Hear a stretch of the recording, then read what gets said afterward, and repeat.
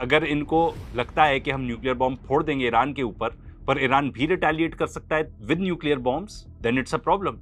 But अगर उनके पास अगर नहीं थी, न्यूक्लियर बॉम्ब है ही नहीं, तो हम जाके फोड़ देंगे, ठीक है। एंड यही इनका हिस्ट्री भी यही बताती है कि ये लोग ऐसा कर सकते हैं।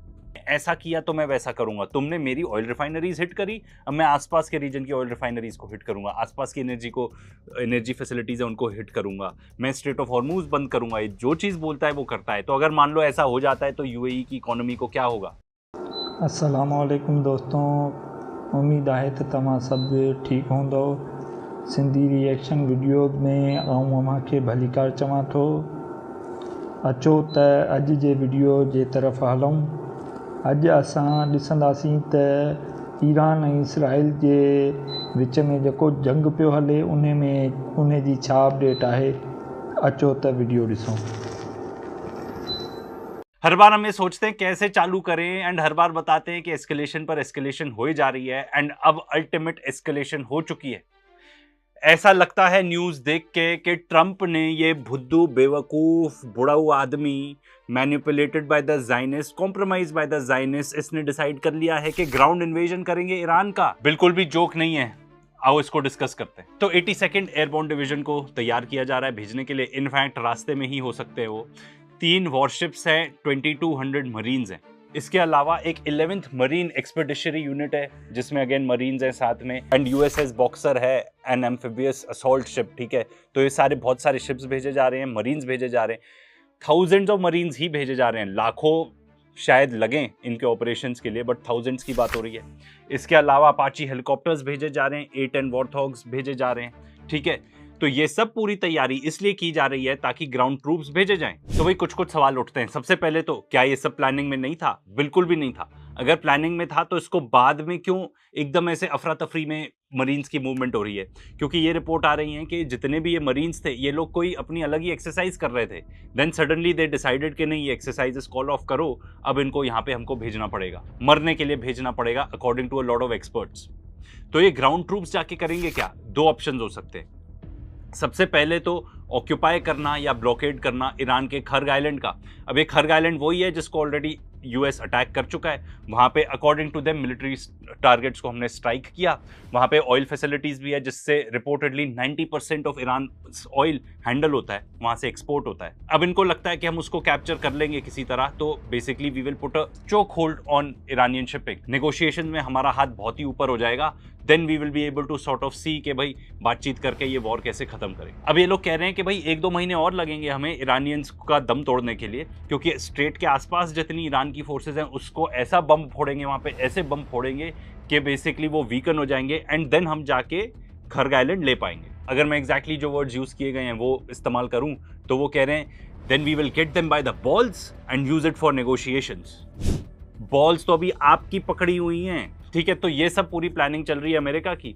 खर्ग आइलैंड पर जब अटैक हुआ था तब ईरान ने भी रीजन की जो एनर्जी फैसिलिटीज है, चाहे वो ऑयल हो, गैस हो, उन पर अटैक किया। और फिर उन्होंने ये क्लियर कर दिया कि अगर फिर से अटैक होगा तो बेसिकली हमारे आसपास रीजन की जितनी भी ऑयल एंड गैस फैसिलिटीज है हम उनको उड़ा देंगे, राख राख कर देंगे। अगर एग्जैक्ट ट्रांसलेशन ले उनका तो इसका मतलब वर्ल्ड इकोनॉमी खत्म, वर्ल्ड इकोनॉमी कोलैप्स। और अब ये उसी खर्ग आइलैंड को जाके इन्वेड करना चाह रहे हैं। बेवकूफ हो चुके हैं लोग, इतनी बेवकूफियां हो चुकी हैं आज के डेट में ऑलरेडी इस वॉर से रिलेटेड। अगर ऐसी बेवकूफी हो जाती है देन बस एक और मिशन और हो सकता है कि ईरान के पास जो हाईली एनरिच्ड यूरेनियम है जिसको वो एक्चुअली यूज करके न्यूक्लियर बॉम्ब बना सकते हैं, उस मटीरियल को जाके कब्जाना, to secure and extract Iran's nuclear materials. यार मुझे तो ये बताओ, इनके पास इतनी इंटेलिजेंस है क्या कि ईरान इतना बड़ा देश है, वेस्टर्न यूरोप जितना है उतने साइज का है, वहां पे एग्जैक्टली कहां पे है ये फिजाइल मटेरियल? नंबर 1। अगर आपको पता भी है, आपको लगता है कि आप वहां पर जाकर निकाल पाओगे? वो कितना हेविली फोर्टिफाइड होगा, वहां पे कितनी जानें जाएंगी? मतलब ये प्लान क्या कर रहे हैं? देखो मैं मिलिट्री एक्सपर्ट नहीं हूं, बट मुझे भी लगता है यार कि ये ना कॉल ऑफ ड्यूटी के लिए भी ये मिशन बहुत ही ज्यादा मुश्किल है। एंड जितने भी एक्सपर्ट्स हैं बता चुके हैं it will be a suicide mission. तो भाई अगर एक्सपर्ट्स की बात माने तो हमारे one of our favourite experts is Larry Johnson, who is ex-CIA, सोना 21 उनके पोर्टल का नाम है, उसको जरूर चेकआउट करना। तो वो ये बता रहे हैं कि भाई जितने लोग अभी ये लोग भेजना चाह रहे हैं, इससे कई लंबी चौड़ी फोर्स भेजनी पड़ी थी वर्ल्ड वॉर 2 के दौरान। वो जो मूवीज में देखते हैं ना कि जहां पे नॉर्मंडी में जाके बीच लैंडिंग वगैरह की थी ये एलाइड फोर्सेज ने। मिशन ऑलमोस्ट उतना ही ज्यादा मुश्किल है, इफ नॉट और ज्यादा मुश्किल आज के डेट में, क्योंकि ड्रोन्स का जमाना है। एंड किस टाइप की फोर्स भेज रहे हैं लोग, तो इनका ये कहना है कि भाई दो चीजें हो सकती है, या तो असली में ये ऐसा सुसाइड मिशन करने जा रहे हैं, या ये डीकॉय है। डीकॉय है इसलिए कि ईरान की बहुत सारी अटेंशन चले जाए खर्ग आइलैंड पे, एंड ये लोग अटेम्प्ट करें जाके सीज करने के लिए वो जो न्यूक्लियर फिजाइल मटेरियल है। क्योंकि देखो सिंपल बात है, अगर इनको लगता है कि हम न्यूक्लियर बॉम्ब फोड़ देंगे ईरान के ऊपर, पर ईरान भी रिटेलिएट कर सकता है with nuclear bombs, then it's a problem. But अगर उनके पास अगर नहीं थी, न्यूक्लियर बॉम्ब है ही नहीं, तो हम जाके फोड़ देंगे, ठीक है। एंड यही इनका हिस्ट्री भी यही बताती है कि ये लोग ऐसा कर सकते हैं, क्योंकि अभी तक किसने न्यूक्लियर बॉम्ब यूज किया? अमेरिका ने यूज किया न्यूक्लियर बॉम्ब। सिंपल बात है कि अगर किसी देश के पास न्यूक्लियर बॉम्ब्स हैं देन यू आर सेफ। ये बात तो बहुत क्लियर है, लोग बता ही चुके हैं पूरी दुनिया को। North Korea is a perfect example for that. अब मान लो इस टाइप का कोई भयंकर एस्केलेशन होता है, देन यू कैन इमेजिन कि भाई स्ट्रेट ऑफ हॉर्मूज से अभी जो थोड़ी बहुत शिप्स निकल रही हैं वो भी नहीं निकल पाएंगी। इनफैक्ट मुझे तो लगता है उससे और भी ज़्यादा। ये बात अभी हमें क्लियर नहीं है कि ईरान ने ये इंस्ट्रक्शंस जो अंसार अल्लाह हैं, जो यमन के काफ़ी पार्ट को कंट्रोल करते हैं, जिनको इनफॉर्मली हुतीज भी कहा जाता है, कि वो रेड सी का जो चोक पॉइंट है उसको क्लोज कर दें फॉर द ग्लोबल इकोनॉमी। अभी तक इतनी टाइप की अनवेरीफाइड खबरें तो हैं ही हैं कि देखो इसराइल को तो कभी नहीं अलाउड था वहां से, जब से उन्होंने जेनोसाइड चालू किया गाजा के अंदर। मे बी यूएस शिप्स भी ना अलाउड हो through the Red Sea shipping route. अगर मान लो रेड सी शिपिंग रूट भी ब्लॉक हो जाता है, game over for the global economy, game over. And जहां बात हो रही है नए एस्केलेशन की, तो भाई ये देखो नए टारगेट भी आ गए हैं, नए एस्केलेशन भी हो चुका है। वॉल स्ट्रीट जर्नल ये रिपोर्ट कर रहा है कि ईरान ने फायर करी हैं 2 बैलिस्टिक मिसाइल्स। कहां पे? डिएगो गार्सिया, वो वाला बेस जो यूएस और यूके का कंबाइंड बेस है, जो पर्टिकुलर बेस को ऑलरेडी यूएस की नेवी यूज करने वाली है। देखो ये बात हमने आपको पहले अपने वीडियोस में बताई थी, वॉर चालू होने से पहले भी, कि जितनी भी इनके पास मिसाइल्स रहेंगी, इनके पास नेवी के पास जैसे टॉमाहॉक मिसाइल्स ये सब फायर कर सकेंगे, at some point of time ये मिसाइल्स खत्म होंगी। मिसाइल्स का रीलोड सिर्फ पोर्ट पे ही होता है, तो अब ये लोग कहां जाएंगे? डिएगो गार्सिया जाएंगे।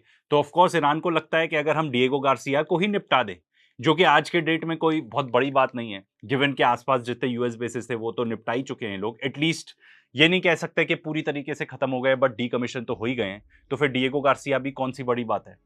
बड़ी बात थोड़ी इसलिए है बिकॉज अभी ये क्लियर नहीं है कि इनके पास मिसाइल्स हैं वहां तक पहुंचने के लिए या नहीं। अब ये देखो अमेरिकन, एक तो ट्रंप वैसे ही भीख मांग रहा है, ठीक है, देशों से स्ट्रेट ऑफ हॉर्मूज खुलवा दो, स्ट्रेट ऑफ हॉर्मूज खुलवा दो। तो मतलब अब इतने लीच हैं ये अमेरिकन्स कि ये गल्फ स्टेट्स को कह रहे हैं, मतलब बेसिकली आपके हो गए Oman, Qatar, Saudi Arabia, UAE, कि अगर वॉर जारी रखना है तो $5 ट्रिलियन दो, एंड अगर वॉर रोकना है तो $2.5 ट्रिलियन दो। वाह यार वाह, ये होता है अमेरिकन एलाय बनने का फायदा।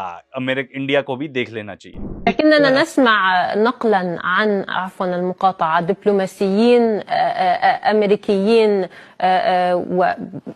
لصحف ولتقارير صحفية خرجت بأن هناك ضغوط أمريكية توضع على دول الخليج للمشاركة بشكل أوسع في هذه الحرب. ما مدى صحة ذلك؟ هذا واقع صحيح. يعني دول المجلس تتعرض إلى ضغوط، سواء ضغوط عسكرية وضغوط أيضا مالية. اليوم نتحدث عن بعض التسريبات التي يطالب فيها الرئيس الأمريكي بدفع دول مجلس التعاون ما يقارب من 5 تريليون. أرادت هذه الحرب أن تستمر، وإذا ما أرادت أن تستمر وتتوقف، عليها أن تدفع 2.5 تريليون دولار للولايات المتحدة عن ما تم إنجازه خلال الفترة الماضية. अब देखो हम नए फेज ऑफ वॉर में जो बहुत ही खतरनाक है वो ये है कि एक दूसरे की एनर्जी फैसिलिटीज को टारगेट किया जा रहा है, ऑयल एंड गैस फैसिलिटीज को। कल का जो वीडियो अपडेट था, वैसे हम एवरी डे वीडियो अपडेट्स डाल रहे हैं, कहीं आपको लगे एनालिसिस की कमी है तो आपको जाके वो वाले वीडियोस प्लीज चेकआउट करो, बिकॉज वी ट्राई के इन्फॉर्मेशन रिपीट ना करें, बिकॉज रोज के रोज इतने ज्यादा एस्केलेशन, इतने ज्यादा इवेंट्स हो रहे हैं। तो कुवैत की एक ऑयल रिफाइनरी पर अटैक हुआ था, वो रिफाइनरी भी बंद हो चुकी है। वेरी गुड, क्या कर दिया यार इन लोगों ने। अगर स्ट्रेट ऑफ हॉर्मूज की बात करें तो सारे एनालिस्ट बोल रहे हैं कि भाई ये ईरान की एक बहुत ही एक्सीलेंट स्ट्रैटेजी है, क्योंकि मिनिमल रिसोर्सेज, कम से कम इसमें पैसे लगते हैं, कम से कम इसमें चीज़ें लगती हैं, ठीक है, रिसोर्सेज लगते हैं, एंड मैक्सिमम प्रेशर आप एग्जर्ट कर पा रहे हो अमेरिकन पर। एंड कैसे कर पा रहे हो? ग्लोबल इकोनॉमी को अफेक्ट करके। इसमें कई इस टाइप की भी खबरें हैं बहुत सारी कि भाई ईरान एक टोल टैक्स ले रहा है कि आप टोल टैक्स दो और वहां से निकल सकते हो। सिमिलरली इस टाइप की भी खबरें हैं कि अगर आपने अपना ऑयल युआन में खरीदा हुआ है इंस्टेड ऑफ यूएस डॉलर्स तो आप निकल ही सकते हो। मतलब ये इतना रैपिड डिग्रेडेशन है ऑफ यूनाइटेड स्टेट्स के डॉलर की कि क्या बताएं। जैसे कि पेपे एस्कोबार, रिनाउंड जर्नलिस्ट, वही रिपोर्ट कर रहे हैं कि ये एक ऑयल टैंकर था जिसको जाना था कराची, तो उसने अपना क्या कहते हैं टोल टैक्स पे किया अपेरेंटली, एंड उसका जितना भी परचेज था ऑयल वो युआन में परचेज था, तो that tanker was allowed to go through. देखो स्ट्रेट ऑफ हॉर्मुज से पूरे एशिया पे एंड यूरोप पे भी काफी हद तक इतना ज्यादा फर्क पड़ा हुआ है बिकॉज इनका मेजरली ऑयल एंड गैस यहीं से आता था। तो अब जापान और ईरान की लगता है बिहाइंड द सीन्स काफी बातचीत चल रही है कि भाई उनके ऑयल टैंकर्स यहाँ से अलाउ कर दें बिकॉज जापान का major flow of oil Strait of Hormuz से आता है। इसके अलावा जो जापानीज पीएम है वो ट्रम्प का फोन कॉल अवेट कर रही है, उठा ही नहीं रही, क्योंकि ट्रम्प चाहता है कि भाई तुम लोग जाओ, तुम लोग मरो, तुम लोग खुलवाओ स्ट्रेट ऑफ हॉर्मुज, हम जो वर्ल्ड्स मोस्ट पावरफुल नेवी है हम तो पीछे बैठेंगे। एंड यहीं जाके नेटो को कह रहा है कि तुम बुज़दिल हो, तुम कावर्ड हो, तुम पेपर टाइगर हो, ठीक है, कागजी शेर हो यूनाइटेड स्टेट्स ऑफ अमेरिका के बिना। एंड वही नेटो अपने जितने भी इनके सोल्जर्स वगैरह थे उन सबको इवैक्यूएट कर रहा है इराक से, ठीक है, टेम्परेरीली। देखो भाई टेम्परेरीली की अगर बात की जाए तो एक बार गए और जब बेस ही नहीं बचेगा तो आप लौट के कहाँ पर आओगे। तो अब देखो जहाँ तक नेटो की बात है तो भाई उनको भी समझ जाना चाहिए कि भाई इट इज़ सेंसिबल कि रशिया यूक्रेन वॉर ख़त्म करो, क्योंकि जो पहले आपको डील मिल रही थी पुतिन के द्वारा, ठीक है, to stop the Ukraine war, अब आपको वो डील भी नहीं मिल रही। अब आप ज़्यादा लैंड बैंक दे रहे हो रशिया को, तो it is better to cut your losses. And जहाँ तक रशिया की बात है तो पुतिन ने भी एक डील ऑफर करी है, वो अमेरिका को कह रहा है तुम इंटेलिजेंस यूक्रेन को देना बंद कर दो, ठीक है, तो मैं भी जो इंटेलिजेंस दे रहा हूँ ईरान को वो देना बंद कर दूंगा। काश अमेरिका ये एक्सेप्ट कर ले, क्योंकि उससे होगा क्या, देखो यूक्रेन तो ऑलमोस्ट निपट ही चुका है, जितनी इंटेलिजेंस उसको मिलती है उसके बदौलत यूक्रेन टिका हुआ है, ठीक है। एंड अगर इंटेलिजेंस मिलनी बंद हो जाएगी तो जितनी एस्केलेशन आ रही थी इसमें, जो डेस्परेट हो रहा था यूक्रेन एकदम कि जाके रशिया के रिफाइनरीज और इन सबको टारगेट कर रहा है, वो सब बंद हो जाएगा। एंड यहाँ पे रशिया कह रहा है ठीक है इंटेलिजेंस देना बंद कर देंगे, बट चाइना तो दे ही पाएगा। चाइना की तो ये सर्वेलेंस शिप भी आसपास घूम रही है in the vicinity only. And सबसे मजेदार बात जो मैंने कल बताई थी, कल तो प्लान था कि सैंक्शंस लिफ्ट करेंगे ऑन इरानियन ऑयल, क्योंकि रशिया के ऊपर ऑलरेडी लिफ्ट कर चुके हैं, क्योंकि ये चाहते हैं कि ऑयल प्राइसेस नीचे आ जाएं, इतने हेवायर ना हो जाए। अब तो कंफर्म हो चुका है कि जो सैंक्शंस लगाए थे उन्होंने इरानियन ऑयल के ऊपर वो एटलीस्ट 30 दिन के लिए तो खत्म कर दिए हैं। Very good, very good. सब कुछ बैकफायर कर रहा है अमेरिका के ऊपर, सब कुछ। देखो ऑयल प्राइस जो बढ़ रहा है वो इसलिए बढ़ रहा है क्योंकि स्ट्रेट ऑफ हॉर्मुज सबके लिए ओपन नहीं है, एंड और ज़्यादा इसलिए भी बढ़ रहा है क्योंकि एनर्जी फैसिलिटीज़ अटैक हो रही हैं, ठीक है। अब इसके इतने ज़्यादा इफेक्ट्स हो रहे हैं जो पूरी दुनिया में फील हो रहे हैं। अगर इंडिया की बात करें तो जो बहुत सारे वर्कर्स थे जो सूरत के शहर में रहते थे, अपने गांव से आए हुए थे, वहाँ पे टेक्सटाइल इंडस्ट्री में वर्क करते थे, वो लोग सब घर जा रहे हैं क्योंकि वो कह रहे हैं कि भाई गैस ही नहीं मिल रही। कहीं कहीं तो ऐसी भी खबर आई है कि 3 दिन तक लोगों ने खाना नहीं खाया। 3 दिन से एक ही टाइम खा रहे थे, इसीलिए गांव चल दिए। सरकार से तंग हूँ भाई, गांव में फंसे, गैस नहीं था, गुजारे रूम गांव। बच्चे छोटे छोटे हैं, वो पहले भरा था तो चल गया, अब खत्म हो गया, तो अब जा रहे हैं। वहीं इंडिया के लिए थोड़ी रिलीफ कि भाई 2 और इंडियन टैंकर्स जो हैं जो ये गैस कैरी कर रहे हैं, पेट्रोलियम गैस, उनको भी अलाउ कर दिया है स्ट्रेट ऑफ हॉर्मुज से निकलने के लिए। तो भाई क्लियर अंडरस्टैंडिंग है यहाँ पे, आपको जियोपॉलिटिक्स के एनालिसिस वगैरह करने की ज़रूरत नहीं है। सिंपल बात है कि आज के डेट में इजराइल है जो वो हमारे पोर्ट को बॉम्ब कर चुका है, चाबहार पोर्ट को ईरान के अंदर, ठीक है। एंड हमें अपना देश चलाने के लिए ईरानियंस से अच्छे संबंध बनाने की कोशिश करनी पड़ रही है कि भाई वहाँ से ऑयल निकले, वहाँ से गैस निकले। मैं तो कहता हूँ सिंपल है यार, ईरान से ऑयल एंड गैस खरीदना चालू कर दो, उनके तो टैंकर्स आते ही जाएंगे। एंड 100% श्योर कि ये जो टैंकर्स निकले हैं वहाँ से, ठीक है, ये कोई फ्री में नहीं निकले, कुछ ना कुछ ट्रांजैक्शनल रिलेशनशिप आपस में चल रहा है, which is good. Transactional relationship चालू करो, आगे जाके फिर फ्रेंडली रिलेशनशिप भी बनाने की कोशिश करो विद ईरान। अब देखो मामला और इतना ज़्यादा एस्केलेट हो गया है कि ईरान ने बोला कि भाई जो हमारे खर्ग आइलैंड पे अटैक हुआ था ना, वो दुबई के आसपास कोई फील्ड है उससे अटैक हुआ था। अब वो यूएस बेस है कि नहीं, या यूएई का बेस है, या ऐसे ही कोई एरिया को यूज़ कर लिया उन्होंने अटैक करने के लिए, वी डोंट नो। अब ईरान ने यूएई को बोल दिया है कि भाई ये रस अल खाइमा है, हम इसको अटैक कर सकते हैं। तो ये रस अल खाइमा है, ये यूएई की पोर्ट सिटी है। सऊदी अरेबिया पर भी काफ़ी मतलब ड्रोन इंटरसेप्शन वगैरह रिपोर्ट होता रहता है। अब देखो ये तो बोलते रहते हैं इंटरसेप्शन हो रही है, ड्रोन इंटरसेप्शन, मिसाइल इंटरसेप्शन, मुझे नहीं लगता कुछ भी हो रहा होगा खास इंटरसेप्शन। एक आध हो जाते हैं जो ये वीडियो रिलीज कर देते हैं, बट अब जो खबरें आ रही हैं उससे लगता है कुवैत के ऊपर, यूएई के ऊपर, बहरीन के ऊपर, सऊदी के ऊपर काफ़ी ज़्यादा अटैक्स बढ़ गए हैं। अब ये जो न्यूज़ कवरेज जो हमने आपको दिखाई है, जिसके बेसिस पर हम आपको एनालिसिस दे रहे हैं, इसमें कहीं कतर का नहीं मेंशन है कि उनके ऊपर भी इतने ज़्यादा अटैक्स हो रहे हैं। तो we are not exactly sure कि कतर के साथ कोई बेटर डिप्लोमेसी हो रही है ईरान की कि नहीं। अगर मान लो ये पोर्ट सिटी ख़त्म हो जाती है, क्योंकि लगता है मामला तो एस्केलेट ही होने वाला है, एंड ईरान जो बोलता है वो करता है, एंड वो यही बोलता है कि अगर तुमने ऐसा किया तो मैं वैसा करूंगा। तुमने मेरी ऑयल रिफाइनरीज हिट करी, अब मैं आसपास के रीजन की ऑयल रिफाइनरीज को हिट करूंगा, आसपास की एनर्जी फैसिलिटीज है उनको हिट करूंगा, मैं स्ट्रेट ऑफ हॉर्मुज बंद करूंगा। ये जो चीज़ बोलता है वो करता है। तो अगर मान लो ऐसा हो जाता है तो यूएई की इकोनॉमी को क्या होगा। वैसे भी सोशल मीडिया पे कुछ कुछ इस टाइप के आने लगे थे कि इन्फ्लुएंसर्स दे वर सेइंग कि भाई हम तो बहुत डरे हुए हैं, कंटिन्यूस बॉम्बार्डमेंट की आवाज़ आ रही है, दुबई के अंदर बैठे हुए इन्फ्लुएंसर्स। फिर भाई ऑफ कोर्स डंडा चला होगा, लोगों को बहुत इन्होंने अरेस्ट भी किया है, ऐसी भी खबरें हैं। तो वही सेम लोग आके बनाने लगे रील, ओ मैं तो चिंता नहीं हूँ because I know who protects us. The person who is protecting you, आप जिनकी बात कर रहे हो, वो सूडान में जाके भी जेनोसाइड कर चुके हैं, ठीक है, they are in bed with the Zionist. 100 से ज़्यादा लोगों को अरेस्ट कर लिया। मतलब आप अपना कैमरा निकाल के कुछ फिल्म करने की कोशिश कर लो, आपको अरेस्ट कर लिया जाएगा। अब देखो ये वॉर तो लंबा चलने वाला है। तेहरान बोल चुका है कि हमारे पास बहुत सारे सप्लाईज हैं मिसाइल के, एंड आगे भी हम कंटिन्यूसली प्रोडक्शन कर ही रहे हैं। So they are in it for the long haul, and China definitely बहुत हेल्प कर रहा है। इसी वजह से ये लोग अपना मिसाइल प्रोडक्शन कंटिन्यूसली कर पा रहे हैं। चाइना काफ़ी रॉ मटेरियल भेज रहा है, एंड इनफैक्ट चाइना तो अब रॉ मटेरियल अमेरिका को नहीं भेजेगा, तो उनकी प्रोडक्शन का क्या होगा पता नहीं, ठीक है।